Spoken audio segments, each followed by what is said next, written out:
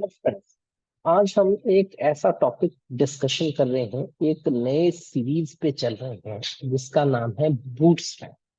Basically bootstrap क्यों बनाया गया फ्रंट एंड के लिए? देखिए, क्या था कि भाई यदि आज हम सोचें कि भाई पहले के टाइम में मॉनिटर की जो साइजिंग होती थी वो फिक्स होती थी। Basically display devices fix size के होते थे, 14 inches, 15 inches, something.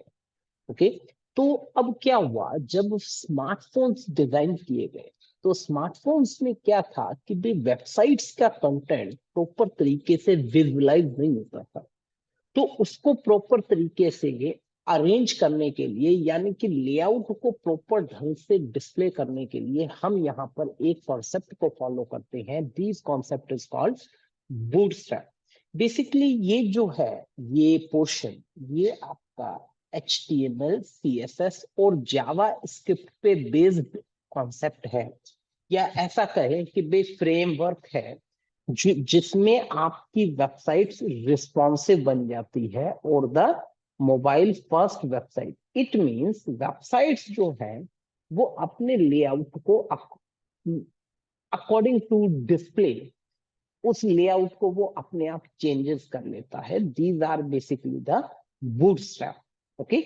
Now here, यदि हम यहाँ पर एक और चीज को समझें कि भाई बूटस्ट्रैप जो था वो 2011 में इंट्रोड्यूस किया गया था, और बूटस्ट्रैप का जो ऑफिशियल लिंक है वो बेसिकली गेट bootstrap.com है। ओके। यदि हम इसी चीज को इंटरनेट पर देखें, बूटस्ट्रैप, ओके, तो यहाँ पर ये आपको क्या चीज कह रहा है?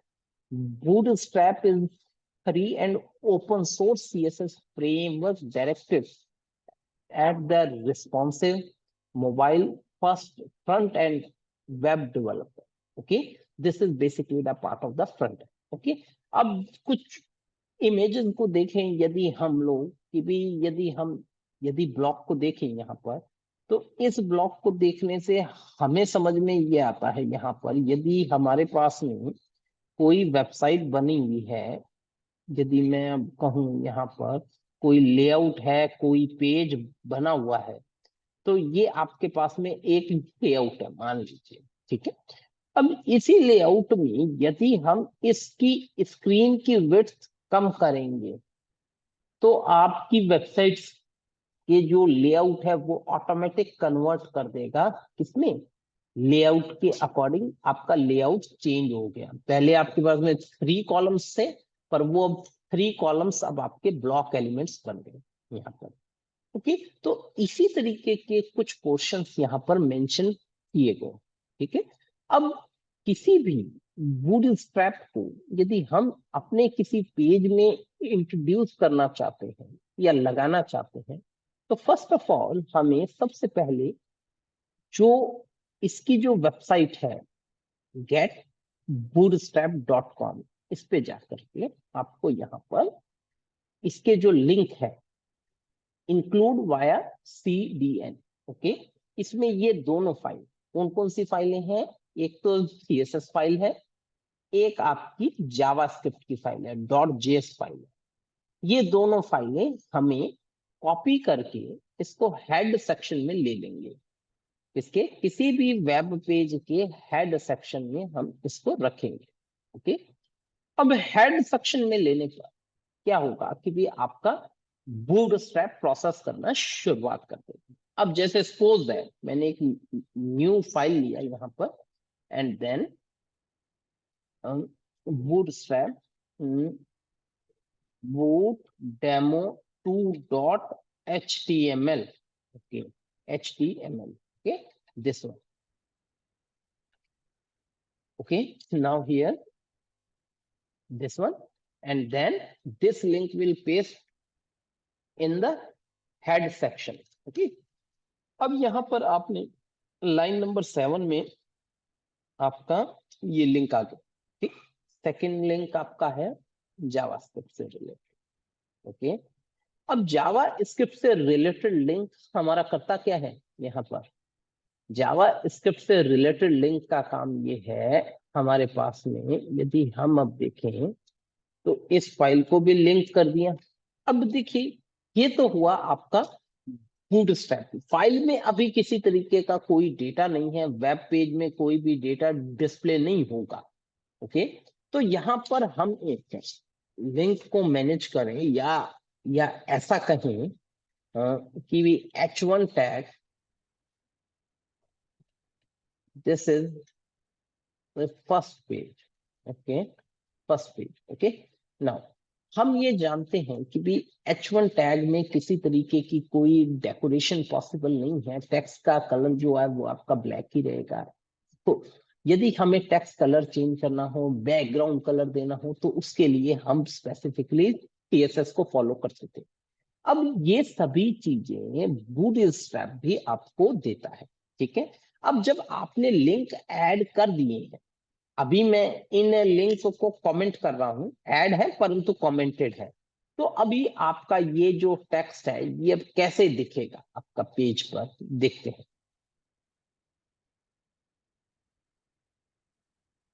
This one, demo boot demo 2, yes, this is our file. Okay, now here this is our page.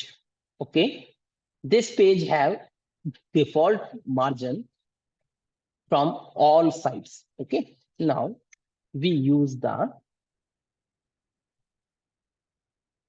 bootstrap here. Okay, so the page automatically accept the bootstrap file, and these content will display according the bootstrap. This one, this is the basic changes. Okay, now अब यहाँ पर हमें colour में कोई changes करना, तो उसके लिए क्या चीज फॉलो करते हैं? बूटस्ट्रैप में बेसिकली आपके क्लासेस बनी हुई है सभी। ठीक है, so we use the class elements. Okay, जैसे टेक्स्ट का कलर चेंज करना है तो आपको सिर्फ टेक्स्ट हाइफन डेंजर मेंशन कर देंगे। तो डेंजर एक स्पेसिफिक कलर है यहाँ पर, तो कलर है, तो अब ये जो कलर है स्पेसिफिकली सेव करने के बाद में अब कुछ ऐसे दिखेगा। Okay, another one, background colour, this is using for BG hyphen warning, it is also color, and then this is look like this. Okay, ये हमारे पास में इसका बेसिक सा मैकेनिज्म रहता है। ओके, अब बेसिकली वेबसाइट्स का रिस्पॉन्सिवनेस ये यहाँ मेंटेन करते हैं। ठीक है, अब सेकेंड थिंग, अब आपको जैसे कि भी बॉर्डर असाइन करना है, या फिर मैं ऐसा कहूं पैडिंग देना चाहते हो, मार्जिन देना चाहते हो, तो यहाँ पर पैडिंग के लिए फॉलो होता है P, not a padding, P 1 0 1 2 3 4 5। Okay, it means para जो पैडिंग है आपकी वो 0 से लेके 5 तक रहता है। ओके, अनदर वन, पैडिंग जो है वो लेफ्ट हैंड साइड से चाहिए, तो PS, पैडिंग स्टार्ट कहां से हो रही है? आपकी पैडिंग हो रही है लेफ्ट हैंड साइड से, तो मैंने क्या दिया 5। Okay, now here it's look like this. Okay, this is our padding. So, and then we can also use the text center. Okay, text align center. Okay, so here we will use the text hyphen center property.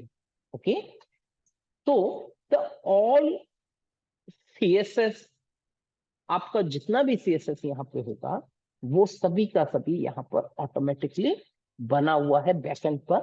तो आपको सिर्फ उसे use लेने के लिए आपको सिर्फ इनकी प्रॉपर्टीज के बारे में पता हो।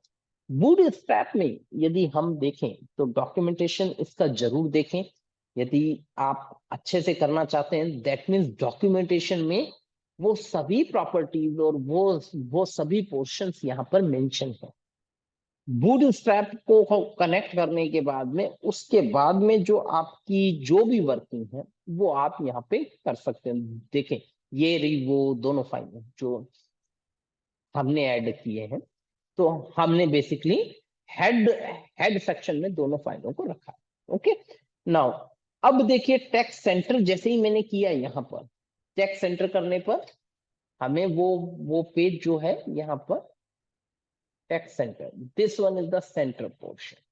ओके, तो ये आपके पास में पोर्शन रहता है। अब इसी तरीके से ये तो हो गया टेक्स्ट पे हो गए, वर्किंग पैडिंग पे हुई। तो ऐसा सा समथिंग पोर्शन जब आप प्रिपेयर करते हो तो उसमें क्या होता है, हमारा पूरा एप्लीकेशन कुछ इस तरीके से डिजाइन होता है और ऐसे ऐसे चलेगा। अब आपको इसके लिए कोई एक्स्ट्रा सीएसएस लिखने की नीड नहीं है और ये सारा काम हो जाएगा। अब बेसिकली इसका यूज तो किसके लिए है, हमारे हम यहाँ पर वेबसाइट्स को रिस्पॉन्सिव बनाने का काम कर रहे हैं ताकि किसी भी तरीके की डिवाइसेस पे आपकी वेबसाइट एक्सेस हो, देन तब आपको जो आपकी जो कंप्लीट वेबसाइट है उसका लेआउट उसके अकॉर्डिंग चेंज कर लेंगे उसे लेआउट को। ठीक है, तो ये यहाँ पर प्रोसेस रहा है आपका। अब जैसे सपोज दैट मैं इस पेज को श्रिंक करूंगा तो देखिए कंटेंट अभी भी सेंटर में ही है, उसके लेआउट में कहीं कोई चेंजेस नहीं आएंगे। देखिए टेक्स्ट ऑटोमेटिकली रिड्यूस हो रहा है फॉन्ट साइज, जैसे जैसे मैं विड्थ को कम या ज्यादा कर रहा हूं।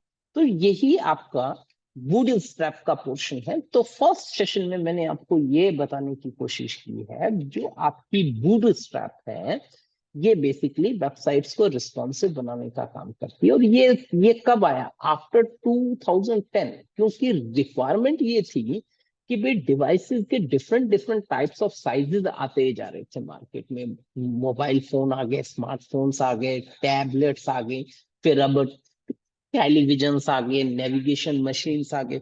तो उन सब की डिवाइसेस के साइजेस डिफरेंट डिफरेंट है। तो उन साइजेस के अकॉर्डिंग हम किसी एक वेबसाइट को हर डिवाइस के अकॉर्डिंग उसे मैनेज कर रहे हैं। These are called Bootstrap. Okay, thank you.